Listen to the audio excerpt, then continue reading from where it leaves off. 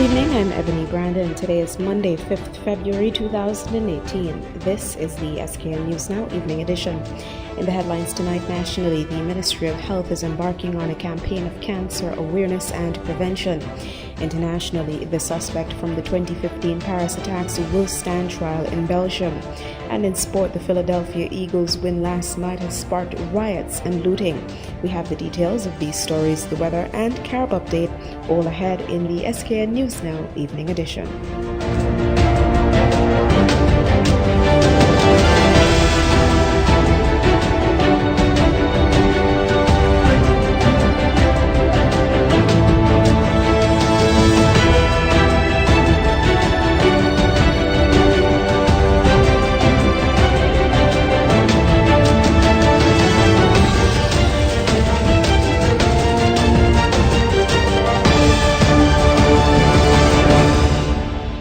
With World Cancer Day just celebrated on Sunday, 4th February, health authorities in St. Kitts and Nevis are urging persons to be more aware and take measures to reduce the risks associated with developing cancer.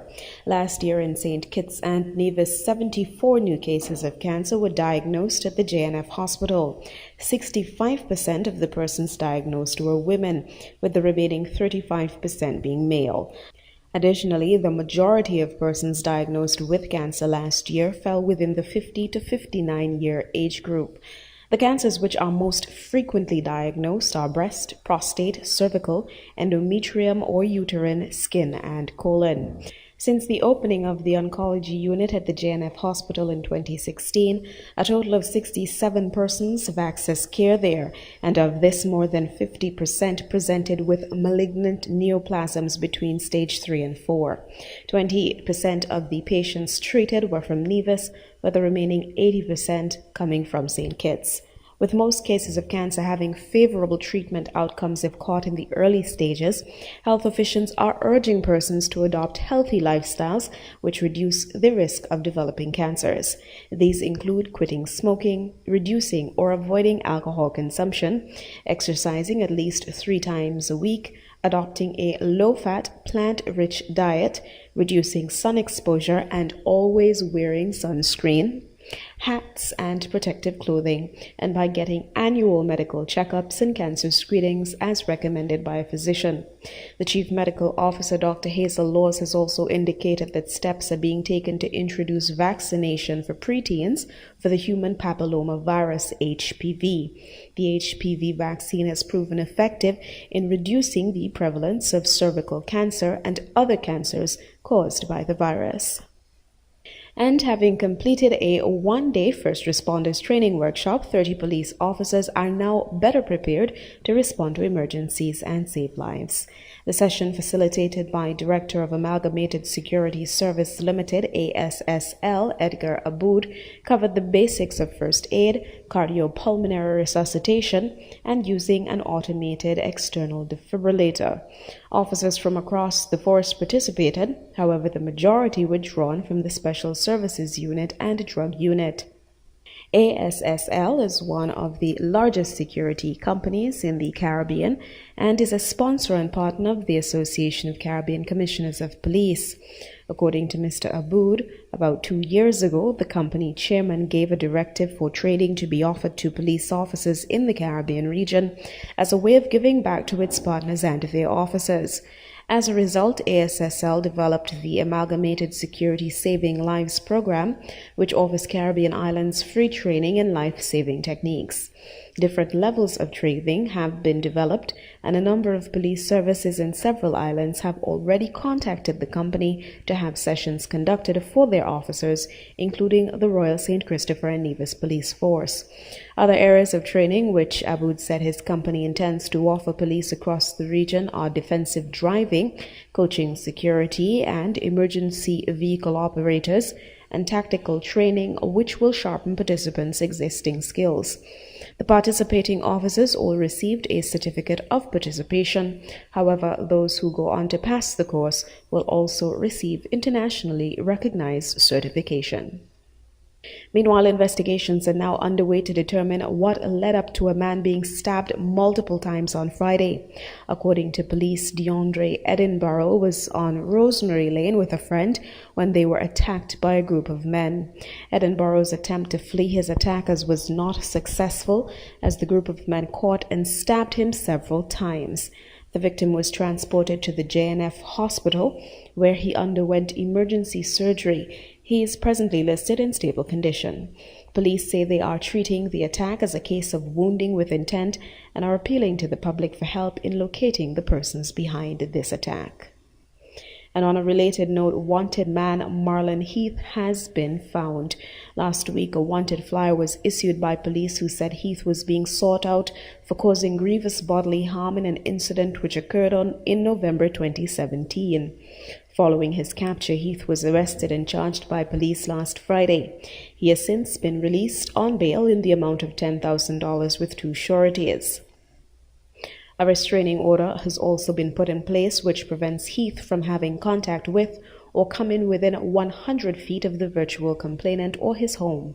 In thanking persons for coming forward with information which led to Marlon Heath's quick capture, police said closer collaboration with the public in cases like this will lead to a higher detection rate and building stronger ties with the community. Both these objectives were outlined in the 2018 strategic plan announced by Commissioner of Police Ian Quealy in January this year. While an autopsy on Shaquille Pemberton's body has ruled out foul play, questions still remain regarding how he ended up in Gilead's Meadows.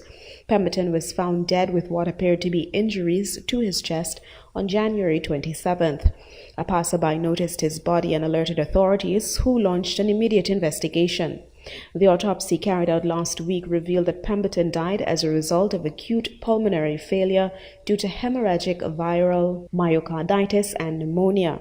After his passing, family were convinced that something untoward befell the young man who was employed as a bellman at the Park Hyatt Hotel. In a statement on the result of the autopsy over the weekend, police offered no theory on how Pemberton's body ended up behind the control tower at the Robert L. Bradshaw International Airport, nor was there any information about the nature of the injury to his chest, which police initially disclosed to the public. And that rounds off our national developments this evening. Stay with us. Still to come in just a moment, today's international developments.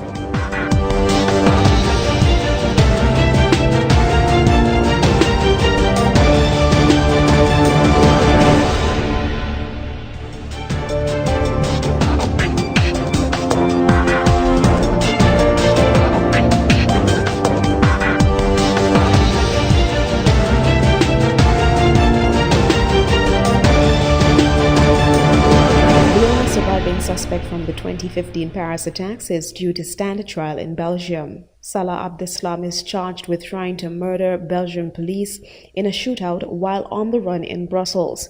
The Belgian-born Frenchman was arrested along with another suspect 4 days before bomb attacks killed 32 people in the Belgian capital. Natasha Butler reports.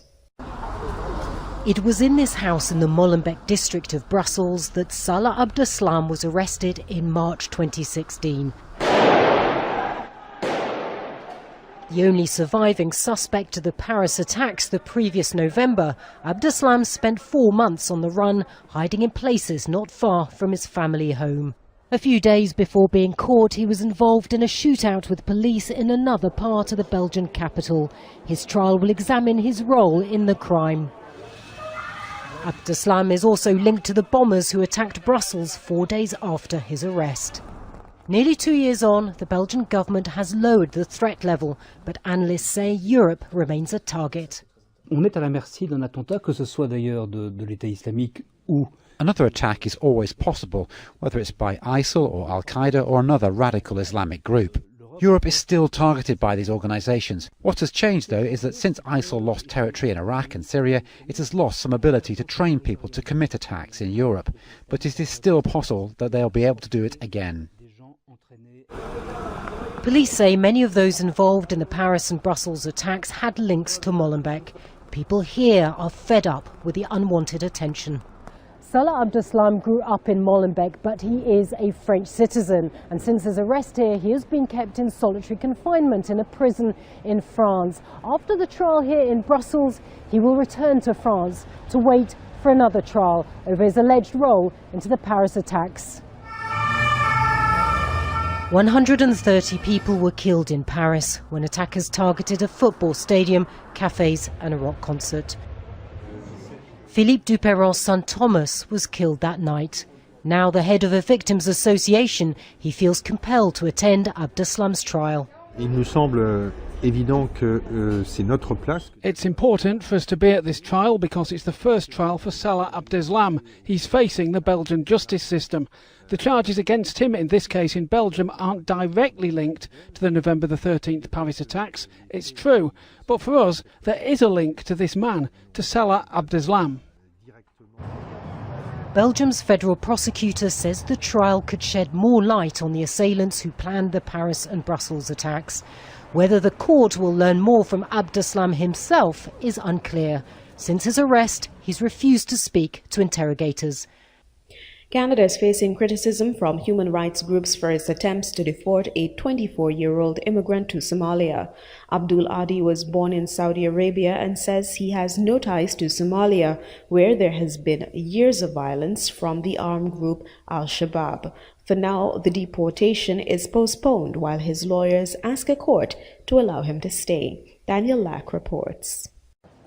Born to a Somali mother in Saudi Arabia, Abdul Abdi was 6 when he came to Canada as a refugee. He was taken into care by child welfare authorities and shuffled among 31 foster homes. As a ward of the state, his relatives couldn't get him citizenship. A troubled teenager, he committed crimes and went to jail. When he was released this year, border officials tried to deport him to Somalia, where he has no connections. I don't remember anything. I don't remember my culture. I don't remember my language. And that terrifies me even more, to be deported to somewhere that you don't know anything. You forgot everything. Abdi considers himself Canadian, but Canada's government says he's Somali. Why are you deporting my brother? How come you're not stopping it? His sister Fatuma led a campaign to stop his deportation, even raising it in an open meeting with Prime Minister Justin Trudeau. For now, the move is postponed while his lawyers ask a court to let him stay. Mr. Abdi is obviously fearful for his own self, but I think one of the things that stood out to me is that he also did not want to see other former children in care go through the experience that he's going through. Somalia has been unstable for decades. Canada routinely accepts asylum claims from there. But it also deports people like Abdi, refugees who've committed crimes, to a place that Canadian officials won't visit. A United Nations panel ruled in 2011 Canada was violating international law. The practice continues. It's a violation of the right to life. It's a violation of family life. It's a violation of the right to remain and enter one's country. This is not a deportation. This is an exile. Abdi has been released from custody while fighting his deportation. That could still happen at any time. But he's taking advantage of his release to tell the country he considers home why he should stay. I am the man I am here in front of you today. I got a job. I got a child. I got family here, you know. I am a man. I take responsibility for everything I did. All I'm trying to do is get the government to take responsibility for what they did. Since 2015, Canada has welcomed more than 40,000 Syrian refugees and is widely seen as open to immigrants of all kinds. But many say this case, and others like it, tarnish a global image that is a source of pride to many Canadians. Still to come on this evening's presentation of SKN News Now, sport, the weather, and Carib Update.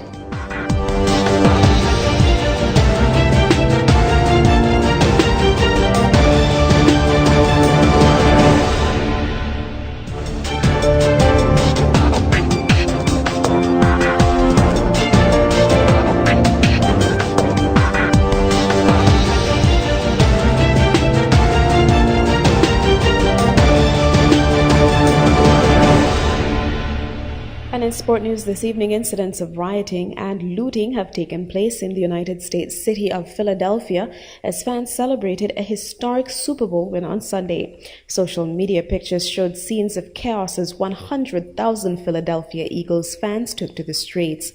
A police officer is among those reported injured. Cars and shop fronts have also been destroyed and looted. Almost 10,000 tuned into a public police radio with the hashtag Philly Police Scanner trending nationally on Twitter. Despite bracing for chaotic celebrations, authorities were overwhelmed following the Eagles' 41-33 win against the New England Patriots. One officer was heard saying on the police scanner, "It's endless, Chief, endless." People were reported brawling, flipping over cars, scaling the city hall gates, mounting garbage trucks and attempting to tear down traffic lights and lampposts. Some fans jumped into crowds from a height, but not without injury, as one police officer reported, saying, "This is an extremely horrible situation. We need rescue here. We got someone injured from a fall." Unconfirmed reports of an explosion in the 9th District have been attributed to a power line, while others suggested it may have been a fireworks set off in celebration. Looting and destruction was reported in multiple convenience shops, as well as the department store chain Macy's. There were also uncomfortable reports of 2 police horses being stolen and recovered.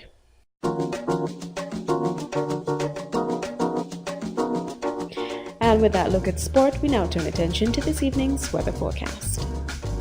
Over St. Kitts and Nevis tonight, conditions will be partly cloudy with a moderate or 40% chance of showers.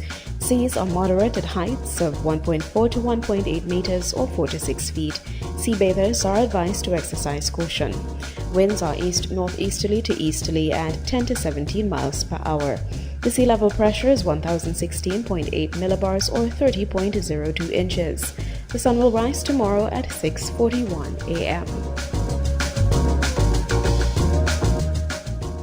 And that look at the weather brings us to the end of this evening's news presentation. Before we go, a recap of today's top stories. Nationally, the Ministry of Health is embarking on a campaign of cancer awareness and prevention.